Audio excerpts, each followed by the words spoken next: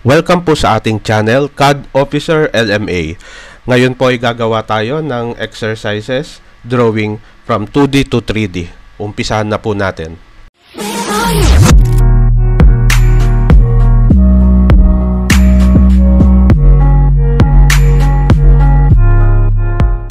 Ngayon, ito po ang gagawin natin, itong nasa left side natin.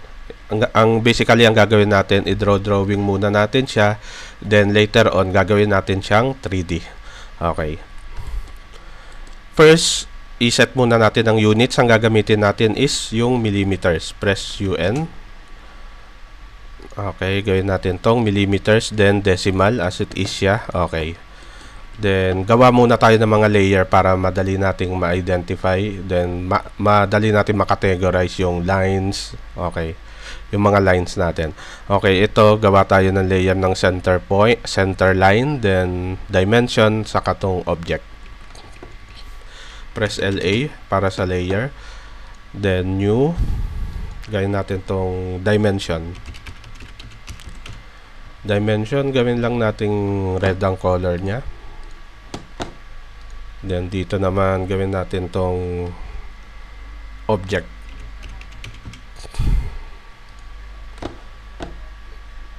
Object, gawin nating white. Then, ito namang center line natin is gawin nating blue. Okay, palitan din natin yung line type nya. Load natin dito.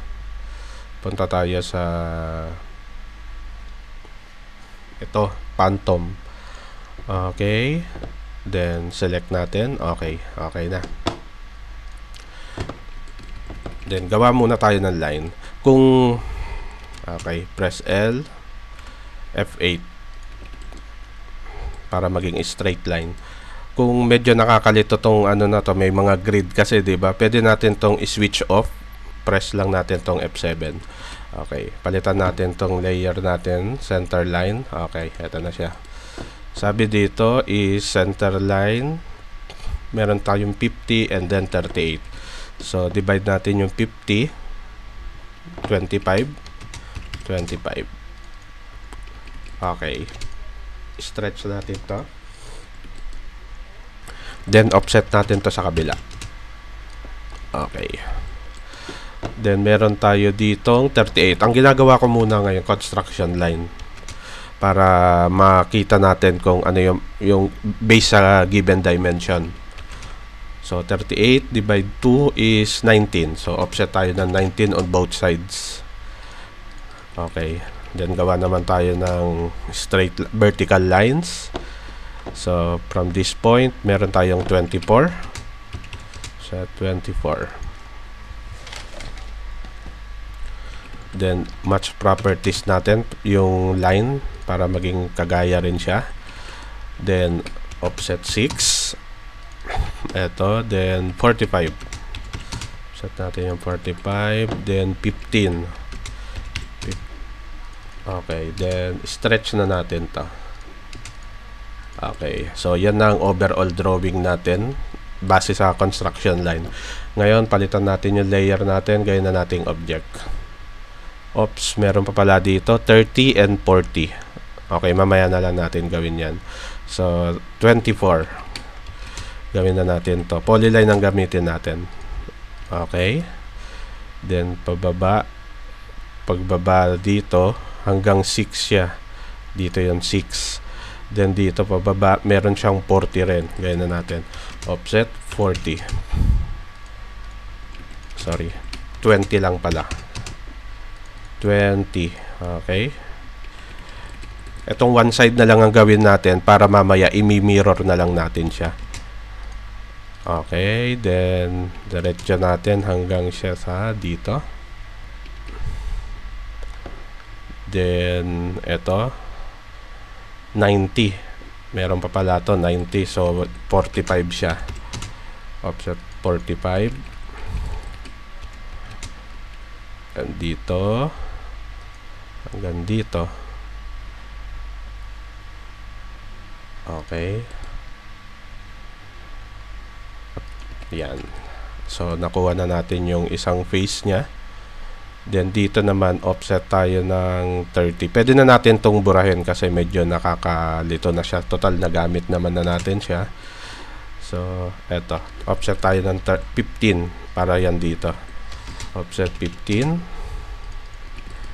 Ngayon gawin natin tong line naman na to, PL dito hanggang dito, then down,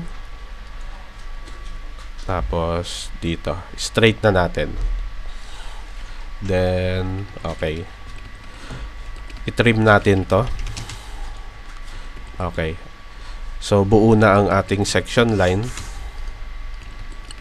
Ngayon nakalagay dito chamfer 3 by 45 degrees. So meron siyang chamfer na 3 mm. So gawin natin, press natin CHA, then lagay natin ang distance D 3, then another 3. Okay, press natin to, saka to polyline. Okay, meron na siya. Tapos gawan lang natin to ng line. I-mirror muna natin. Mirror na natin to. Tapos itong line, wala pa pala. Lagyan natin to ng line. Tapos para maging one full line lang sila, kasi iwahiwalay pa to, gawin natin is join natin. Press lang natin yung J. Tapos select natin sila lahat. Make sure na yung white lines lang ang isa-select natin. Ayan, okay, one entity na siya, meaning connected na siya lahat. So mirror natin to. Mirror, ito yung center line. Okay, then lagay natin tong line na to, then dito. Okay, then another line dito. So pwede na nating burahin yung construction line natin. Wag na lang yung center point. Hayaan lang natin yun. Center line natin. Then, from dito, meron siyang 65. So, mag-offset pa tayo. 65. Divide to natin yung 65 is 32.5. Offset, 32.5. Tapos, ang laki ng... Meron siyang 12.5 dito na diameter to eh. 12.5 na hole. So, divide uli natin to sa 2. So 12.5, 6.25. So offset natin na 6.25 both side. Then trim natin. Trim. Palitan na natin to as a object line. Okay. Stretch natin to para maliit lang siya. Center line to ng hole. Okay. At least tapos na tayo. Tanggalin na rin natin to, then mirror natin tong dalawang line na to, then mirror din natin tong center line na to. Okay, then hatch natin uli, parehas nung ginawa natin kanina. Okay, then lagay natin to ng 10. Palitan natin ang kulay, gawin natin siyang okay, then lagyan natin ng dimension. Gayan din natin yung pagkakalagay dito. So press natin DLI. Masyado maliit yung dimension natin. Ngayon, gagawa tayo ng dimension style. So, press D. Then, mag-new tayo. Let's say, pangalan natin LMA1. Continue. Then, itong text size natin, gawin lang natin siyang 3. Tapos, offset from dimension line, gawin natin 1.5. Then, symbols and arrow, gawin natin tong arrow size niya is 2.5. Then lines is gawin natin 1.25. 0.25. And okay, set current, close. Delete natin tong dimension na to. Then mag-dimension ulit tayo ng bago. Press DLI ulit. Okay, 38. So, kaya lang naka-horizontal siya. Gawin natin vertical lines, vertical tong text dimension niya. Press ulit natin tong D. Then, modify natin. Punta tayo dito sa text. Then, aligned with the dimension line. Tapos, palitan din natin tong fit na always keep in between. Tapos, dito, primary units, palitan din natin, ano lang, ang precision niya. Ayan lang, 1 0 lang.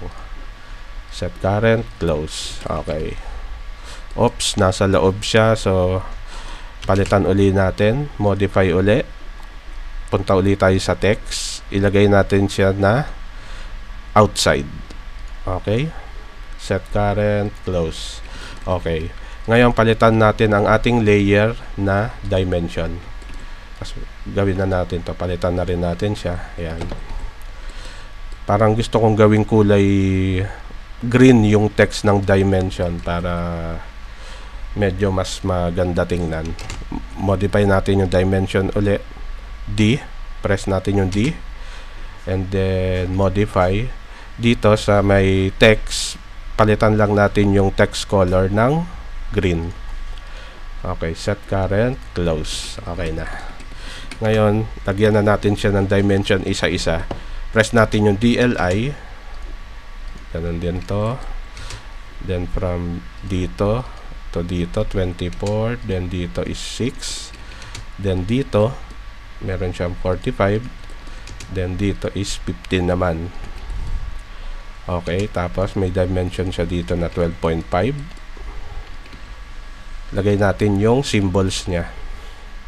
Dalawang way, pwedeng dito, pwede nating i-double click tong dimension na to, tapos meron ditong nakalagay na symbol, ilagay lang natin tong diameter. Ayan. Tapos i-match properties na lang natin to. Hindi pala, okay. Lagyan din natin to. Kasi diameter to means may hole siya dito. So, lagyan din natin uli siya. Double click natin yung text. Then symbol, diameter. Okay. Pwede na natin tong i-copy. Habang nasa loob siya, Control A, Control C, then punta ka sa another dimension, Control A, Control B. Ayan, meron na rin siya. So, eto. Yan din natin ang dimension to. Saka to. Itong 90, lagyan natin, copy natin dito, then papunta dito. Saka itong nasa loob niya, itong dimension na to, saka itong nasa loob din. Okay, paste natin yung kaninang kinapi natin. Okay, tapos na tayo sa drawing na to. Gawin naman natin is gawin natin siyang 3D. Paano ba gawin itong 3D? So pwede ko ng lagyan pa pala natin tong notes na to, yung sa jumper. Di pa pala. Para mas madali tayong gumawa, kasing laki yung text natin nitong dimension text natin is kasing laki ng lalagay nating text. Pwede na nating i-copy to. Then explode natin. Explode. Ayan. Para makuha lang natin tong text na to. Move natin to. Then delete. So pwede na natin tong i-edit. Nakalagay dito is CHA 3 then space by 45 degrees. So sabi, pwede mo tong i-insert uli degrees. Okay. Stretch muna natin to para sa paglalagyan natin. Then lagay natin siya bawa dito lang. Tapos gawa tayo ng leader lang dito. So sa paggawa ng leader, press LE. Yan, point natin dito. Then F8. Ayan, para mag-straight line. Then, stretch natin pabalik. Yan. Ito na ang drawing natin. Ngayon, gawin natin tong 3D naman. Paano ba gawin tong 3D?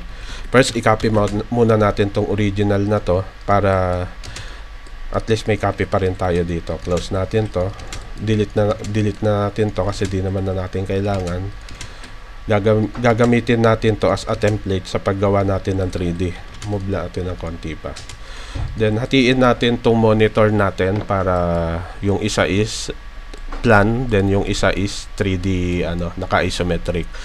Sa paggawa nun, punta tayo dito sa view, sa viewport configuration, gawin nating 2 vertical. Ayan. So, eto. Palitan ko lang yung ating workspace. Gawin ko siyang 3D modeling. Okay. Wala namang kaso kung nandun ka pa rin. Kaya lang, mas okay na gamitin mo yung workspace ng 3D pag gagawa ka na ng 3D. Okay. Tapos ito, set natin to dito. Ito gawin natin tong naka-isometric na. Ayan. Paggawa ng 3D, ang gagamitin natin dito is revolve. Paano ba to? I-revolve, basically ang gagawin nito, itong section na to is i-revolve niya into 360 degrees. Gawin natin. Paano ba to i-revolve? Una, trace natin to kasi hindi to one line. Okay, one line pala. So, burahin na natin tong hatch. Itong ginawa natin na to, press lang natin REV. Select natin tong ano na to, line, part na to. Then, nakalagay dito is enter. Then, yung point nya. Define axis point. Okay, from this point up to this point. Yan. Ito na siya. Nagpi-preview na siya kung ilan degrees.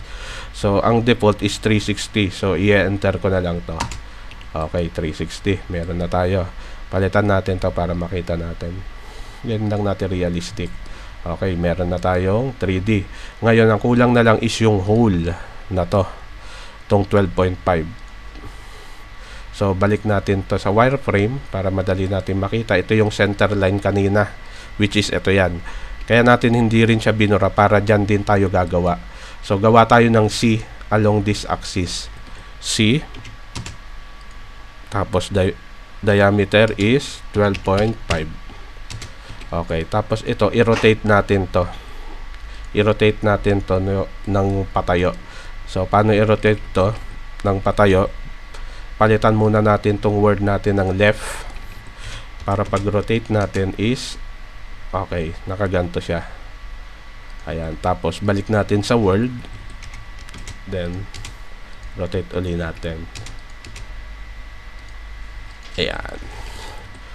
Tapos move natin yung center line nya dito. Ayan. So basically ito yon. Ito na siya. Dito sa isometric, sa plan ito siya. So extrude natin to. Extrude natin kahit hanggang saan. Ayan. Basta lumagpas lang siya dito sa ima-minus natin mamaya. So, eto na siya. Pwede natin dito, from dito, pwede natin tong i-mirror. MI. Select natin tong object na to. Tapos yung center point. Okay na. So, iso-subtract na natin ngayon para makita natin. Gawin uli nating realistic. Eto na siya. Palitan natin, let's say, ng kulay ito.